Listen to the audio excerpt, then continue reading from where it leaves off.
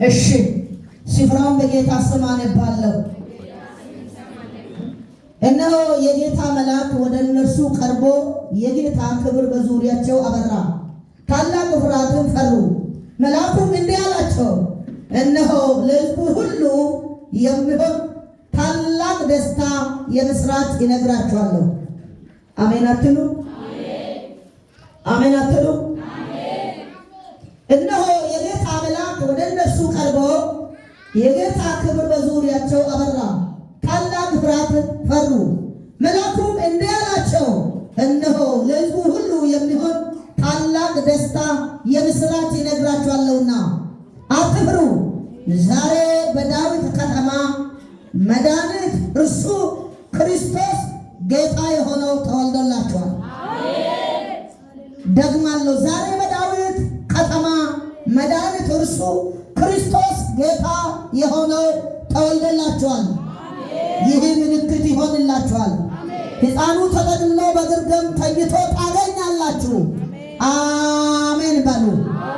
የምስራች አለኝ፣ ኢየሱስ ተወልዶልሻል። የምስራች አለ፣ ኢየሱስ ተወልዶላችኋል። ማን ነው የምስራችሁ በጭብጨባ የሚቀበል? የምስራች አለ፣ ኢየሱስ ተወልዶልሻል።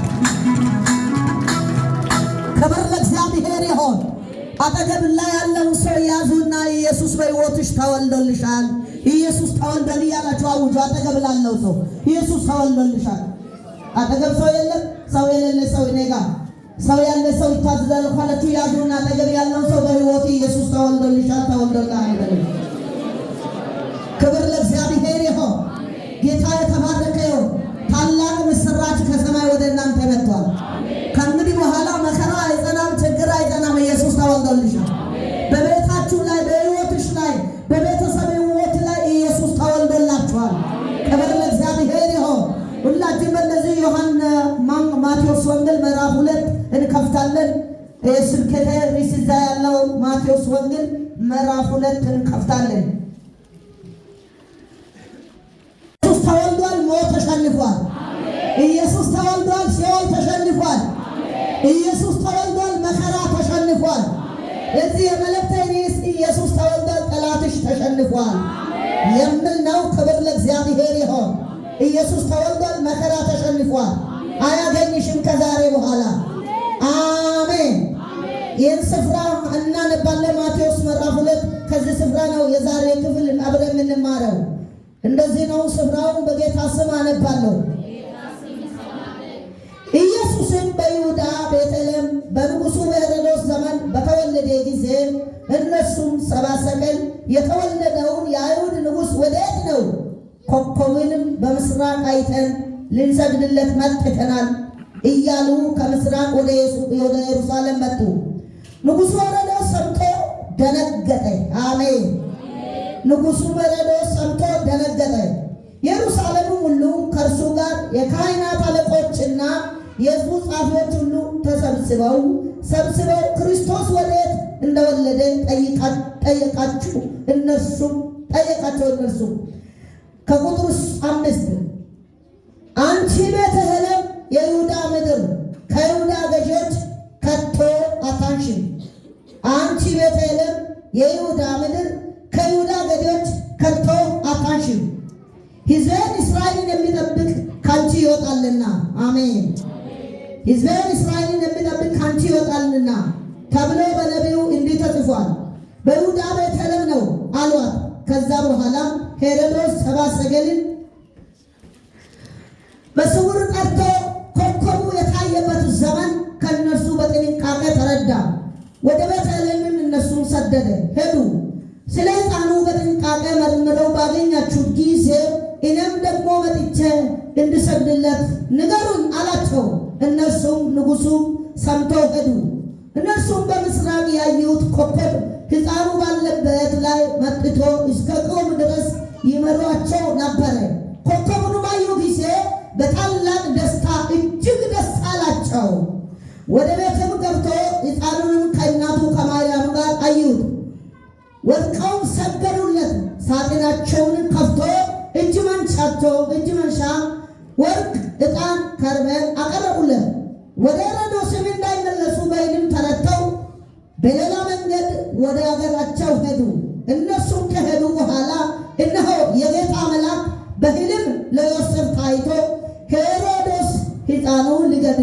ይፈልጋል። ተነስተው ሕፃኑንም እናቱንም ይዘው ወደ ግብፅ ሸሹ። ክብር ለእግዚአብሔር ይሁን። እየሄደን እናነባለን። ክብር ለእግዚአብሔር ይሁን። ኢየሱስ ተወልዷል። ጠላት ተሸንፏል። ኢየሱስ ተወልዷል። መከራ ተሸንፏል። ክብር ለእግዚአብሔር ይሁን። ይሄ ማቴዎስ ወንጌል ማለት ማቴዎስ ማለት ራሱ የአይሁድ ንጉሥ ማለት ነው። ማቴዎስ ማለት በራሱ የአይሁድ ንጉሥ ማለት ነው። ማርቆስ ማለት ሰራተኛ ማለት ነው። ማርቆስ አራቱ ወንጌል ማርቆስ ማለት ሰራተኛ ማለት ነው። ሉቃስ ማለት የሰው ልጅ የሚሰማ ማለት ነው። ሉቃስ ማለት የሰው ልጅ የሚሰማ ማለት ነው። ዮሐንስ ማለት የእግዚአብሔር ልጅ ወይ እውነት፣ ሕይወት፣ መንገድ ማለት ነው። እንዳትረሱ። ማቴዎስ ማለት የአይሁድ ንጉሥ ማለት ነው። ማርቆስ ማለት ሰራተኛ ማለት ነው። ሉቃስ ማለት የሰው ልጅ የሚሰማ ማለት ነው። ዮሐንስ ማለት የእግዚአብሔር ልጅ ወይ እውነት፣ ሕይወት፣ መንገድ ማለት ነው። ክብር ለእግዚአብሔር ይሁን። ስለዚህ ማቴዎስ ወንጌል እንደዚህ ነው ብሎ በመሰረቱ ማቴዎስ ወንጌል ዋናው ዓላማ አይሁድ ይጠብቁት የነበረው ኢየሱስ ወይ መሲህ እንደሚወለድ እንደሚጠብቁ ይናገራል።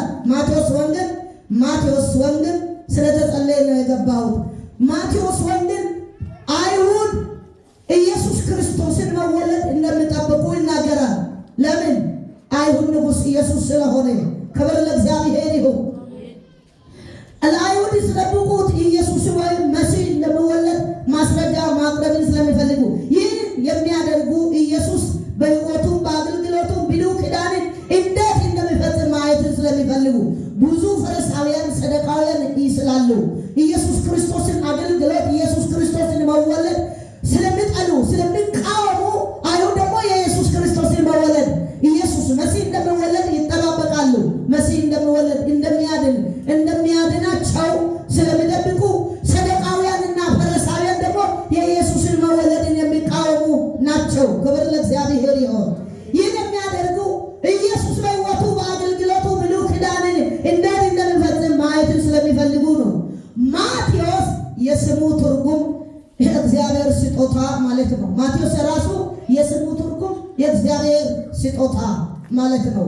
የእግዚአብሔር ስጦታ ማለት ነው። የማቴዎስ ስሙ ትርጉም ማለትም ሲሆን ቀረጥ ሰብሳቢና ኢየሱስን ለመከተል የራሱን ስራ የተወ ማቴዎስ ቀረጥ ሰብሳቢ ነበረ።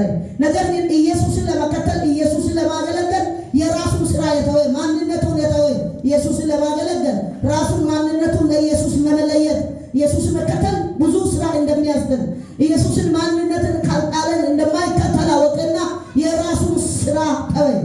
ማቴዎስ ደግሞ በሉቃስ ወንጌልና በማርቆስ ወንጌል ሌላ ስም አለው። ሌዊ የሚባለው ስም አለው። ማቴዎስ ሌላ፣ በማርቆስ ወንጌልና በሉቃስ ወንጌል ሌዊ የሚባለው ስም ልዩ ስም አለው። ግን ማቴዎስ ሁሉ ስራ የተወበት ዋናው ዓላማ መሲህ የሚጠብቁ ስላሉ የክርስቶስን ማንነት መግለጽ ስለሚፈልግ ኢየሱስ አዳኝ ስለሆነ ኢየሱስ መንግስት እንዳለው የኢየሱስ ክርስቶስን ማንነትን የመግለጽ የሚፈልግ የእግዚአብሔር ሰው ስለሆነ የራሱን ሰው ተው። ምንድነው ስራው? ቀረጥ ሰብሳቢ ነበር።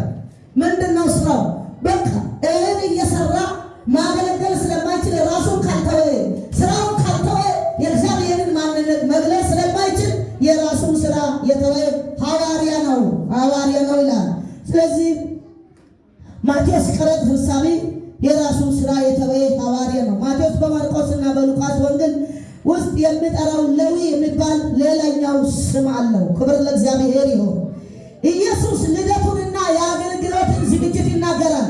ማቴዎስ ወንጌል የኢየሱስ ክርስቶስ ልደትና ኢየሱስ ክርስቶስ ራሱን ለአገልግሎት እንዴት እንደተዘጋጀ ይናገራል። የማቴዎስ ወንጌል ምዕራፍ 1 ከ1 እስከ 4 ካነበባችሁ ታገኙታላችሁ። ኢየሱስ ምንድነው? በዚህ በማቴዎስ ወንጌል ከኢየሱስ የሚፈልገው ምንድነው? የራሱ ልደትና ለአገልግሎት እንዴት እየጠፉ ያሉትን ማገኘት፣ ማዳን፣ የወደቁ ያሉትን የሳቱ ያሉትን እንዴት እግዚአብሔር ማዳን እንዳለበት የራሱን ዝግጅትን ይናገራል። አንድ ኢየሱስ ስብከትና አገልግሎት አጀማመር በመንግስቱና በአባላት ላይ ይናገራል። የኢየሱስ ክርስቶስ አገልግሎትና ጅማሬ እንዴት እንደጀመረ በአባላት ላይ ኢየሱስ ክርስቶስ አባላት ማን ናቸው ካላችሁ ደቀ መዛሙርት ኢየሱስ ክርስቶስን የሚከተሉ ራሳቸውን እንደ ማቴዎስ የተዉ የሚሰሩትን ስራ የተዉትን እንዴት እንደሚያገለግል እንዴት ማስተማር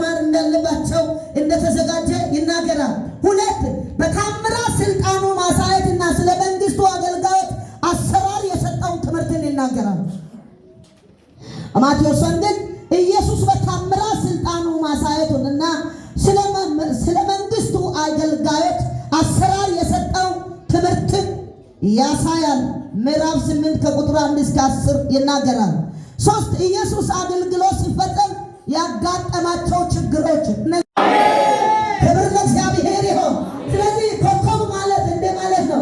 ኮከብ አንዳንድ ሊቃውንቶች ጀነተርን ወይም ሳንተርን ከሚባለው ፕላኔት ጋር የሚያዛምን ተራ ኮከብ አይደለም ይላሉ። ተራ ኮከብ አይደለም። ኮከቡ የተለየ ነው። ኮከብ አሁን በእኛ ዘመን መጽሐፍ ቅዱስ የምናገረው በእግዚአብሔር መንፈስ የሚመሩ እነዚያ የእግዚአብሔር ልጆች ናቸው ይላል። እነሱ ሰው አይደለም የመራቸው፣ ሌላ ማንም አይደለም የመራቸው። በኮከብ እየተመሩ ኢየሱስ የተወለደበትን ንቀት አለ፣ ትችትን አልፎ ፈተናን አልፎ መከራን አልፎ ስጦታቸውን ይዘው ኢየሱስን እናያለን፣ የዓለም መድኃኒት ተወልዶልናል፣ እሱን እናያለን ብለው የራሳቸው ነገር ሁሉ ትተው በኮከብ እየተመሩ። ክብር ለእግዚአብሔር ይሁን። ስለዚህ ኮከብ ማለት ይሄ ነው። ፕላኔት ጋር የሚዛመድ ተራ ኮከብ አይደለም። ፕላኔትም ወይም ተወርዋሪ ኮከብ ማለት ነው። ይህ ማለት የዓለም ሳይንቲስቶች ወይ የዓለም መርማሪዎች መርምሮ የሚያገኙት ኮከብ አይደለም። ለየት ያለ ኮከብ ነው። ግን ይመራቸዋል። ወዴት የሚታይ አይደለም። በኮከብ ተመርቶ ወዴት ነው? ኢየሱስ የተወለደበትን የዓለም መድኃኒት የተወለደበትን ለማየት በኮከብ ተመርቶ የሚሄዱ ማን ናቸው? ሰብአ ሰገል በቃ እንሰማለን፣ እናያለን። ይሄን እግዚአብሔርን እንሾማለን። በላያችን ላይ ያለ መድኃኒት ነው የተወለደ። ከመከራ ከችግር ከስቃይ ነፃ የሚያወጣ መሲህ ነው የተወለደው። የተቀባ ነው በሕይወታችን ላይ የተወለደው። አሜን በሉ። የተቀባ ነው የተወለደች። አሜን በሉ። አዲስ ነገር ይሆናል። የተቀባ ከተወለደ አዲስ ነገር ይሆናል። ሰው ያላየው አዲስ ነገር በቤታችሁ ይሆናል። ኢየሱስ ተወልዷል። በቤታችሁ በዘር በዘራችሁ አዲስ ነገር ይሆናል። መሲህ የተወለደው ሰው ኢየሱስ የተወለደው ሰው ዝም አይልም። እነዚህ ሰዎች ዝም አንልም። ለማየት እንሄዳለን ብለው ለማየት ብቻ አይደለም። እንዴት በባዶቻችን እንሄዳለን? ስጦታ ይዘን እንሄዳለን። ስጦታ ወርቅ፣ ዕጣን ቀርበን ይዘን እንሄዳለን። በቃ እንፈልጋለን ብለው በኮከብ ተመርቶ። ክብር ለእግዚአብሔር ይሁን። ሄዱ ይላል መጽሐፍ ቅዱስ። ሄሮዶስ ኤዶማውያን የሚባለው ሄሮዶስ ኤዶማውያን ጨካኝ ነው። ከሚገርማችሁ ይሄ ቤተል ይሁዳ የተወለደው ሕፃንን ከመግደል በፊት የገዛ የወንድሙ ልጆችን አማቹን፣ አጎቱን፣ የሴት እህቱን ሁሉ የጨፈጨፈ ሰው። ይሄ ሰው ምንድን ነው የምታውቁ? ንጉሥ ነው። ነገር ግን በመግደል ነው የታወቀው። የተቀባው በመግደል ነው። በቃ ሰው በመግደል ነው። ምንም የሚራራ ሰው አይደለም። እግዚአብሔርን የሚፈራ ሰው አይደለም። ፈሪሃ እግዚአብሔር በውስጡ ያለው ሰው አይደለም። ዛሬ መልእክት አለ። ገዳዮች ዘንድሮ ይሞታል። የሰው ነፍስ የሚፈልግ ገዳይ ዛሬ ይሞታል። በደንብ አሜን በሉ። ገዳይ ካለስ ዛሬ ይሞታል። ኢየሱስ መወለዱን ሰምቶ ሄሮዶስ ምን ሆነ ነው ብለው ቃሉ። እስቲ ደነገጠ በሉ። እስቲ ደነገጠ በሉ። መቀባትሽን ሰምቶ ሰፈር ያለው ጠላት ይደነግጣል። ማገለገልን አይቶ ከሳሽ ይደነግጣል። ኢየሱስ ጌታ ነው ስትል ጠንቋዩ ይደነግጣል። የኢየሱስን ጌትነት መከራ ላይ ስታወድ መከራው ይሸሻል። የኢየሱስ ክርስቶስ ታላቅነትን ስታወድ ችግር ይሸሻል። ኢየሱስ ጌታ ነው፣ ተወለደ። ክብር ለእግዚአብሔር። ሄሮዶስ የት ሀገር ሰው ነው ሲል ኤዶማውያን ሰው ነው። ከአይሁድ ወገን አልነበረም። እርሱም ይሁዳ ንጉሥ ይሆን ዘንድ 40 ዓመተ ምህረት ከሮማውያን ምክር ቤት ስልጣን ወይም ፍቃድ ተቀበለ። 40 ዓመተ ምህረት ኤዶማውያን ሄሮዶስ ከሮማውያን ምክር ቤት ፍቃድን ተቀበለ። ክብር ለእግዚአብሔር ይሁን። ሰው የሾመውን ሰው ይሽራል። የቤተልሔም ሕፃናትን ከመጨረሱ በፊት ሚስቱን 3 ወንድ ልጆችን በቃ ድንግዝግዝ ሕይወት ውስጥ ላይ አለው የምትሉ ስሙ። ኢየሱስ ተወልዶልሻል። ኢየሱስ ተወልዶልሃል። ከዛሬ በኋላ ኢየሱስ ይመራችኋል። አሜን። ጌታ እግዚአብሔር ተወልዶላችኋል። አሜን በሉ። ኢየሱስ የአባቱን ትእዛዝ ለመፈጸም ነው የመጣው። ማርያም እንደዛው እንደዚህ አለች። እንዴት ይሆናል? አርግዘሻል። እንዴት ይሆናል? እኔ ወንድን አላውቅም በምን አይነት ነው ደነገጠች። ነገር ግን መልሳ የሰጠችው መልስ እንደ ቃል ይሁን። አሜን በሉ። እንደ ቃል ይሁን። ክብር ለእግዚአብሔር ይሁን። እኔ አንድ መልእክት ለእናንተ ዛሬ አውጃለሁ። የሰማችሁት ቃል በሕይወታችሁ ላይ መብቀል ይጀምር። የሰማችሁ ቃል በሕይወትሽ ላይ መስራት ይጀምር። ብዙ ዓመት ሰምታችሁ ማሲካዲያ ብዙ ዓመት ልትሰሙ ትችላላችሁ። ከዛሬ በኋላ በሕይወታችሁ ላይ መብቀል ይጀምር። በቤታችሁ ላይ መብቀል ይጀምር። እንደ ቃሌ ይሆን አላችሁ። የመጀመሪያውን ጥያቄ ሰምታችኋል። እኔ ወንድ አላውቅም እንዴት ይሆናል? ደነገጠችው። ይሄ ኢየሱስ ከሰማይ ሲመጣ አይደለም ሄሮድስ ማርያምን አስደንግጦታል። ኢየሱስ ያድናል እንዴት ይሆናል አለችው። ነገር ግን በእግዚአብሔር መንፈስ ተሸነፈችው። እንደ ቃል ይሁን አለችው። ክብር ለእግዚአብሔር ይሁን። መልእክት አለኝ። አሜን በሉ። ኢየሱስ እግዚአብሔር አምላክ የተናገረው ከዛሬ በኋላ በሕይወታችሁ መብቀል ይጀምር። የበቀለው ፍሬ መፍራት ይጀምር። ማንም ሊያስቆመው የማይችለው ድምፅ መጣ ወደ ማርያም። አረገዘች። ዮሴፍ ደግሞ እጮኛዋ ልተዋት አሰበ። እንዴ በእኛ ዘመንማ ቢሆን ለአንድ 3-4 ዓመት ወሬ ይሆናል። ለከለ አርግዛ እንደዚህ ሆና አርግዛለች እንደዚህ ታጭካለች የሚባለው ነገር ግን ዮሴፍ በስውር ልተዋት አሰበ። የጌታ መልአክ ደግሞ መልሶ ወደ ዮሴፍ መጣ። ኢየሱስ ጌታ ነው። አቅጣጫውን አዙሮ ዛሬ መልእክት አለኝ። አሜን በሉ። በጌታ በኢየሱስ ክርስቶስም ጌታን ናፈቃችሁ፣ ጌታን የምትጠባበቁ በየው ጌታ ስም የጌታ አብና የጌታ ግባት ወደ እናንተ ይመለስ። የፈለጋችሁትን ሁሉ ማግኘት ይሁንላችሁ። ስለዚህ መጣ ወደ ዮሴፍ። እጮኛዬን ማርያም ኢየሱስ ጌታ ነው ልትተው ለምን አሰብክ? ፈራ። ሐሳቡን የሚያስቀይር የእግዚአብሔር መንፈስ በጌታ በኢየሱስ ክርስቶስ በገበዛ ፍቃዳችሁ ከምትሄዱበት ይህ ሐሳብን የሚያስከፍር የእግዚአብሔር ፍቃድ በእናንተ ላይ ይከናወን። አሜን በሉ እስቲ። የእግዚአብሔርን ሐሳብ የሚያከናውን የእግዚአብሔር ፍቃድ በእናንተ ላይ ይከናወን። በቃ ልተዋት ያሰበው ዮሴፍ ሐሳቡን ቀየረ። እግዚአብሔር ለዘላለም የተባረከ ይሁን። ስለዚህ ጠላት ኢየሱስ ሲወለድ ጠላት ሲሸነፍ በቤታችሁ፣ በሕይወታችሁ፣ በሰፈራችሁ ምን ይሆናል? በቤተ ክርስቲያናችሁ፣ በሀገራችን ላይ፣ በሕዝባችን ላይ ምን ይሆናል? ምን ይሆናል? ምን ይሆናል? ጠላት ሲሸነፍ ጠላት መሸነፉ አይቀርም። ለምን? ኢየሱስ ተወልዷል። ሲኦል ተሸንፏል። መከራ ተሸንፏል። ሞት ተሸንፏል። ሲኦል መውጊያ የት አለ? ሞት ድል መነሳት የት አለ? ለምን? ኢየሱስ ተወልዷል። ብራታካያ አሜን በሉ። ተወልዷል። ሲኦል ከእንግዲህ በኋላ አይከስሽም። መከራ ከእንግዲህ በኋላ አይከስም። ለምን? በሕይወት ላይ ኢየሱስ ተወልዷል። በሕይወታችሁ ላይ ኢየሱስ ተወልዷል። ታዲያ ለተወለደው ጌታ ጭብጨባ የት አለ?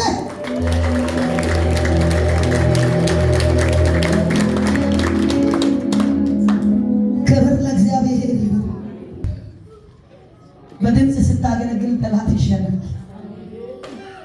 የእግዚአብሔርን ፍቃድ ኢየሱስ ሊያገለግል ከሰማይ ድምፅ እንደ ማንኛውም ሰው በማርያም ማኅፀን ውስጥ 9 ወር ተቆጥሮ እንዲወለድ ከሰማይ ድምፅ ነው። በሰው ፍቃድ አይደለም የሆነው፣ በወንድና በሴት ፍቃድ አይደለም የሆነው። ኢየሱስ ከሰማይ ድምፅ አባቱን ታዘዘ። ክብር ለእግዚአብሔር ይሁን። ሁለተኛ በዙሪያችን ያለው ጨለማ ላይ ብርሃን በራ። ኢየሱስ እንዳይወለድ እኛም ከነመከራችን ዓለም ከችግራችን ጋር እንድትኖር የከበበው ጨለማ ኢየሱስ ሲወለድ ብርሃን በራ። ጨለማው ተሸነፈ። ክብር ለእግዚአብሔር ይሁን። ብርሃን ኢየሱስ ከተወለደ በኋላ ጨለማ አልነበር፣ ብርሃን ነው የበራው። ኢየሱስ ጌታ ነው። ኮከብ እየመራ ነበር። ጌታ የተባረከ ይሁን። በዙሪያ ከቦ እኛም ከነመከራችን አይዛብ እንደነበረን እንድንቀር ነበረ። ከነ ችግራችን ጋር እየታገለን እንኖር ነበረ። ኢየሱስ ከተወለደ በኋላ በዙሪያችን ባለው ጨለማ ላይ ብርሃን በራ። አላሳልፍም አትሄድም ያለው ወረኛው ላይ፣ ነገረኛው፣ አመተኛው፣ ቅናተኛው ላይ ብርሃን በራ። በብርሃን የማይሸነፍ ጨለማ የለም። ብርሃን ጨለማን ያሸንፋል። በደንብ አሜን በሉ። ብርሃን ጨለማ ምን